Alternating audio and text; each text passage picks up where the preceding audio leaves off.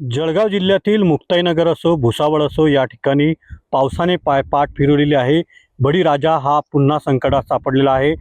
पेरण्या केलेल्या आहेत, 50% पेरण्या पूर्ण झाल्या आहेत, मात्र पावसाने पाठ फिरवल्यामुळे शेतकरी वर्ग चिंतेत आहेत। शेतकरी आपल्यासोबत आहेत, काय त्यांच्या व्यथा आहेत सध्या जाणून घेण्याचा प्रयत्न आपण करतोय।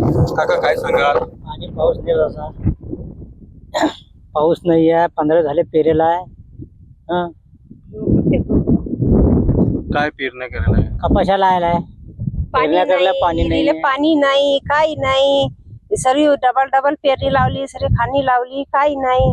काय करतील? लोकांपासून पैसे काढून, कर्ज काढून लावताय पैसे, डबल करून काय फायदा आहे? करून हे लोकांचं कर्ज करून आता पीक कोणतं लावलंय आणि ते डबल पेरणीचं संकट आहे का? आता डबल पेरणं आहे। आता काय पेरवा, काय ठेवा, काय मका पेरवा, गाडी डबल कपाशी पीक येणार की नाही येणार? काय मागणी करणार आहे सरकारकडे? आता काय मागवा? आता काय देतील ते आम्हाला? इथलं करीत लोकांपासून कर्ज करून ते काय भरपाई करतील काय? आपण की दुबारा पेरणीचं संकट बळीराजावर आलेलं आहे। या संदर्भात उपाययोजना कराव्यात किंवा जे खताचं असो किंवा बियाण्याचं पुन्हा मदत मिळावी अशी मागणी शेतकरी वर्ग या ठिकाणी करतोय। रवी गोरे, TV9 मराठी, मुक्ताईनगर, जळगाव।